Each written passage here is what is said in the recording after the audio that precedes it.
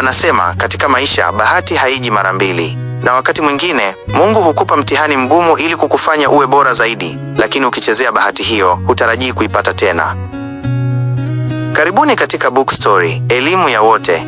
Leo tunawaletea mkasa wa kweli, mkasa unaosisimua na kusikitisha, ambao utakuacha na maswali mengi kuliko majibu. Huu ni mkasa wa Chris na Nana, ndoa iliyokuwa kioo cha jamii, iliyozungukwa na utajiri, upendo na baraka za wazazi, lakini ikaja kubomolewa na kitu kimoja tu: kujiamini kupita kiasi.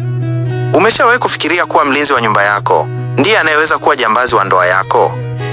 Unajua madhara ya kumweka mfanyakazi wa kiume ndani ya nyumba yako wakati wewe ni mtu wa safari?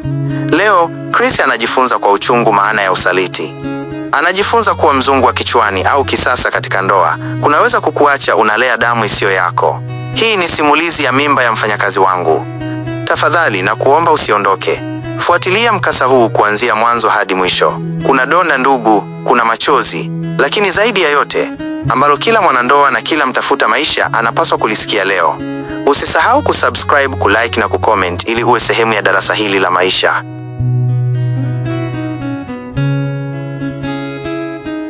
Maisha ya Chris yalikuwa ni kioo cha mafanikio. Alikuwa kijana mpambanaji, mwenye upendo wa dhati kwa mkewe, Nana Agi, na mwenye nidhamu ya hali ya juu kwa wazazi wake. Kwa juhudi zake, alifanikiwa kumjengea mama yake nyumba ya kifahari na pia kumfanyia Nana kila kitu alichotamani. Ndoa yao ilinawiri, ikipambwa na baraka za wazazi na utajiri uliokuwa ukiongezeka kila uchao. Hata hivyo, kazi ya Chris ilimlazimu kuwa msafiri wa mara kwa mara. Safari hizi zilimfanya Nana aanze kuhisi upweke ndani ya jumba lao kubwa. Siku moja, Nana alimshauri mumewe, "Mume wangu, unajua unakaa safari muda mrefu. Ili nyumba iwe na usalama na kusaidia kazi ndogo ndogo, tafuta mwanamume wa kazi, houseboy, atakayekuwa hapa." Chris, kwa imani na upendo mkubwa kwa mkewe, hakusita. Alimtafuta kijana mtanashati, mwenye nguvu na misuli, bila kujua kuwa anakaribisha jambazi wa amani yake. Siku ya kuondoka safari, Chris alimtambulisha yule kijana kwa mkewe na kusema, "Mke wangu, huyu ndiye mfanyakazi uliyemtaka. Mimi naondoka kesho na kuacha salama." Akiwa safarini, Chris alikutana na mtabiri mmoja mzee aliyemtazama kwa huzuni na kumwambia, "Kijana, mbele yako naona giza. Mke wako atabeba mimba ya mfanyakazi wako." Chris alicheka kwa dharau. Aliamini Nana ni mwanamke wa shoka na hawezi kumsaliti. Alimfukuza yule mzee akidhani ni tapeli wa mjini. Lakini kule nyumbani, mambo yalianza kubadilika. Nana alianza kuvaa nguo fupi sana mbele ya yule kijana. Siku moja, alimtuma kijana huyo akamnunulie bidhaa za kike, Kotex, jambo ambalo lilimstua sana kijana huyo. Uaminifu wa mfanyakazi unaoingia kwenye jaribu. Yule kijana mfanyakazi, akiwa na hofu ya Mungu na heshima kwa bosi wake, aliamua kumpigia simu Chris. "Bosi, nina wasiwasi. Mke wako anavaa vibaya sana mbele yangu, hadi nashindwa kujizuia macho yangu. Naomba umkanye." Cha kusikitisha, Chris aliyepofushwa na upendo alijibu kwa dhihaka, "Achana naye kijana. Mke wangu ana akili za kizungu, hapendi mambo ya kishamba. Endelea na kazi yako." Jibu hilo lilimpa yule mfanyakazi uhuru wa kuanza kutazama vile Nana alivyokuwa akijianika. Siku hadi siku, Nana alizidi kuweka mitego. Alijifanya anataka kufundishwa kupika, akajifanya anataka kushikiliwa ili apande juu kuchukua kitu asije akaanguka. Siku ya tukio, Nana alimvutia kijana huyo katika mtego wa mwisho. Akiwa amevalia nguo inayoweza kumuumbua mtu yeyote, alijifanya kuteleza na kuanguka mikononi mwa yule mfanyakazi. Harufu ya marashi, ukaribu wa miili na upweke wa muda mrefu vilimshinda yule kijana. Katika sekunde chache, heshima ilitupwa kando na usaliti ukatawala ndani ya nyumba ya Chris. Chris aliporudi baada ya miezi kadhaa, alikuta furaha ya bandia. Lakini kadiri siku zilivyopita, tumbo la Nana lilianza kuchomoza. Furaha ya Chris kuwa ataitwa baba ilikuwa kubwa, lakini hakuwa anajua kuwa mbegu iliyoota hapo haikuwa yake. Yule mfanyakazi alianza kujiona kama bosi mdogo, na Nana akawa anampa zawadi na fedha nyingi ili kufunika siri yao. Chris aliporudi kutoka safarini, alilakiwa na habari njema. "Mume wangu, nina ujauzito." Chris aliruka kwa furaha. Alimbeba Nana na kumzungusha, akiamini maombi yake ya miaka mingi yamejibiwa. Alimnunulia mfanyakazi wake zawadi ya saa ya dhahabu akisema, "Asante kwa kumlinda mke wangu nikiwa mbali. Ona sasa Mungu ametubariki." Yule kijana aliinamisha kichwa kwa aibu, akijua fika kuwa anasifiwa kwa kosa la jinai alilolifanya. Siku chache baadaye, Chris akiwa mjini, alikutana tena na yule mzee mtabiri. Safari hii mzee hakucheka, alimshika Chris mkono na kumwambia kwa sauti ya chini, Mwanangu, unashangilia tunda ambalo mbegu yake hukuipanda wewe. Nenda kapime vinasaba, DNA, kabla hujampa jina mtoto wa mwenzio. Safari hii maneno ya mzee yalimwingia Chris kama msumari. Alianza kukumbuka simu ya yule mfanyakazi aliyokuwa amempigia kumlalamikia Nana anavyovaa vibaya. Mashaka yalianza kumtafuna moyo wake. Miezi ilipita na Nana alijifungua mtoto wa kiume. Mtoto alikuwa na misuli na sura ambayo kila Chris alipomtazama alimwona yule mfanyakazi wake. Hakukuwa na chembe ya sura ya Chris wala Nana. Chris aliamua kufanya jambo moja kwa siri.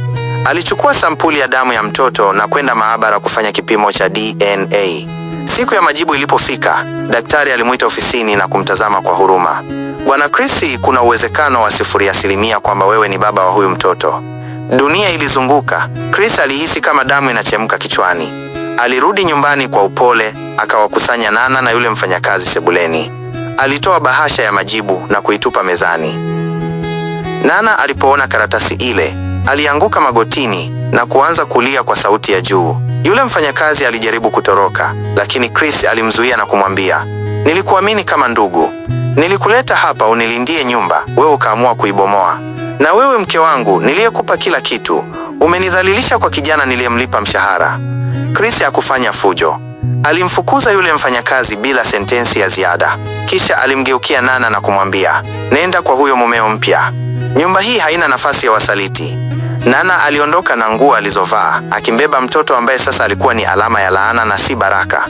Wazazi wa Chris na Nana walipopata habari, walibaki na butwaa na maswali yasiyo na majibu. Bahati ya Chris ilikuwa imepotea na ndoa iliyokuwa mfano wa kuigwa ikawa simulizi ya huzuni. Baada ya dhoruba kali kama hii, moyo wa mwanaume yoyote ungelengalenga damu. Chris amepoteza imani, amepoteza mke na amepoteza ndoto ya kuwa baba kwa mtoto aliyempenda kabla hata hajazaliwa.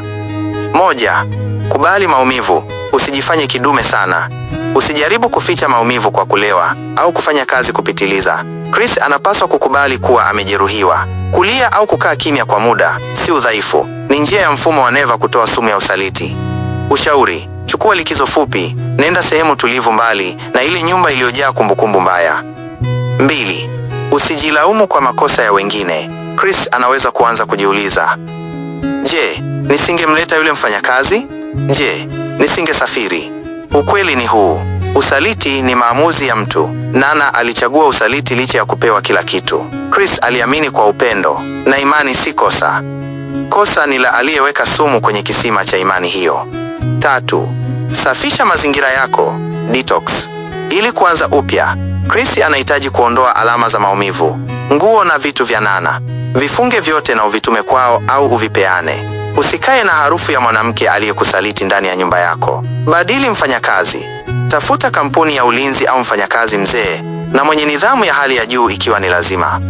Na hapo ndipo tunapofika tamati ya mkasa huu wa kusikitisha wa Chris na Nana. Ni hadithi inayouma, lakini ni ukweli ambao wengi wanaoficha chini ya mazulia ya nyumba zao. Tunajifunza nini leo? Maisha si mashindano ya nani ni mzungu zaidi au nani ana maendeleo zaidi. Ndoa ni bustani inayohitaji ulinzi, na ulinzi wa kwanza ni mipaka. Chris aliamini kupita kiasi, akapuuza maonyo ya watu na hata sauti ya yule mfanyakazi aliyekuwa akijaribu kuwa mkweli kwake. Na Nana alichezea bahati ya dhahabu kwa tamaa ya muda mfupi, akapoteza heshima na amani ya milele. Ndugu msikilizaji, chukua hili. Katika kila unachokifanya, usiruhusu upofu wa mapenzi au utajiri ukufanye upuuze busara za kiasili.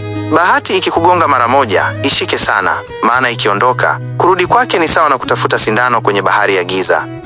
Asante sana kwa kuwa nasi tangu mwanzo hadi mwisho wa simulizi hii ndani ya Bookstory, elimu ya wote. Tunaamini kuna kitu kimeguswa ndani ya moyo wako na utakuwa balozi wa maadili katika familia yako.